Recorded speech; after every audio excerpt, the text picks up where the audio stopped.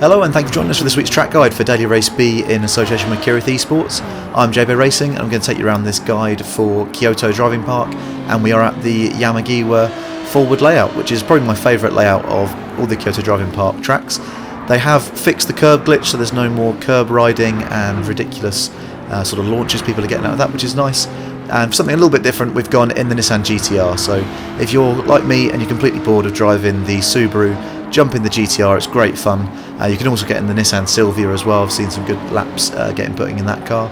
And we're going to break down in a little bit more detail here the curbs. So the one thing you are going to be struggling with if you're trying to set some times around here is hitting the curbs at the right angles and not getting sent off into the shadow realm, which is easily done. So here's a couple of screenshots we're going to look at just quickly to give you some help with what kind of angle to aim for, what I'm looking at when I'm coming into these curbs. Let's have a quick look at that before we start the guide. So what we're looking at here is the first of the tricky curbs you come to, which I believe is turn 6. And what this is all about is how you hit the first part of the chicane. So this curbing here that we're looking at the Subaru going over in front of us, you want to aim to either hit it just like he is here, or maximum have your left tyres just on the inside of the curbing. So make sure that you don't have too much of your car over the inside. It will look on the replay sometimes like people are cutting it by more, but I promise you want to have your left tyres just inside there or the car is going to get bounced everywhere. So look out for that. And next here we have the penultimate corner. So this is again a really important one to not get bounced out wide on. You want to make sure that you get as wide as possible on your entry, so as far to the right on the previous curb as you can. And you see the angle this Subaru's at in front, he's going too straight on and going towards the wall. You want to be aiming a little bit more left, so you're pointing your car towards the middle of the track, so that you're again getting your left tyres just on the inside of that curbing, and that's going to give you a perfect launch to get on the power nice and early and maximise your time around there. So I hope that helps you with how to visualise those corners and what you're aiming for to have a bit more consistency. Without further ado, let's get into the track guide and break it down. I managed to get a 1:41.552 or 5:22 it may have been. So yeah, really pleased with that lap, and let's get into it and see how it goes. So one top tip I've got here for the start is that you want to come out a little bit wider there and then use third gear to launch to get the best possible acceleration down the straight. So as opposed to sort of turning in early like you would maybe expect to, stay out wide to the left, short shift to third gear, and then get on the power nice and early. Just after the 50 board here, we're using about 50-60% brake, downshifting into fourth gear, and you want to keep your left tyres as close to this white line next to the sort of blue curbing there as you can. Get on the power about halfway around there. This car rotates beautifully on the acceleration, so you can be nice and confident with getting on the accelerator in the GT-R. Now as you come up the hill here on the curbs, you want to take a little bit of curb on each one, but be careful not to dip your tyre on the inside of it, because it will flip the car about and you'll lose time. As you see, I'm just clipping the edges of the curbs there and not actually riding them.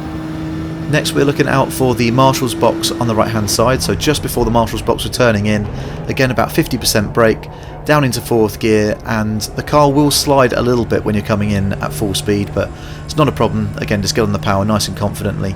You clip the curbing here at the end, and that gives you a really good exit down onto this downhill section that we're coming to. Next is the first of the corners that we broke down with the pictures at the beginning, so we are going to go through this in a little bit of detail here. So come out nice and wide onto the curbing, right on the 100 metre line there. We are braking down into fourth gear, and then that left tyre is just going over the inside of the curb. As I said, the right one you can hit a little bit more aggressively, and the left one, again, you're riding with your left tyres, but you don't really want to get over onto the grass. So brake on the 100 metre board here.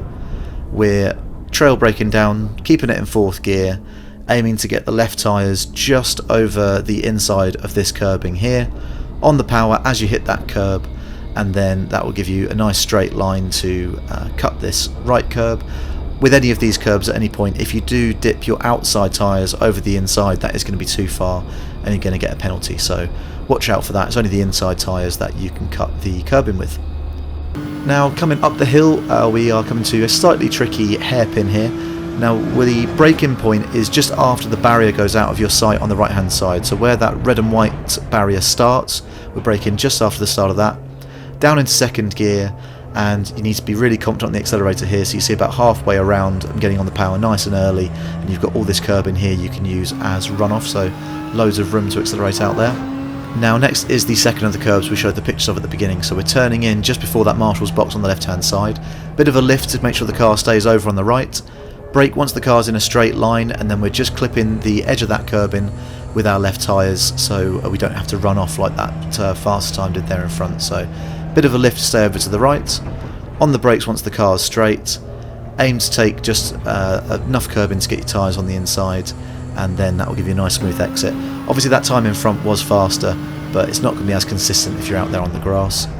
Braking just after the 50-metre board here, and you see what I mean when I'm staying straight. A little bit of second gear to turn the car in, and then short shift to third, and you make yourself a longer straight effectively by doing that. So stay out wide, second gear just to turn the car around, then short shift to third, and get on the power. As I say, that was good enough for a 1:41.5, so I hope that's helped you out. I was quite pleased with that time. Please do drop a like, comment and subscribe if you've enjoyed the video, and come over to JV Racing to check out more of the league racing and track guides that we do. I'll leave you with the lap guide now to play out at full speed. Thanks very much for tuning in, and good luck with your qualifying.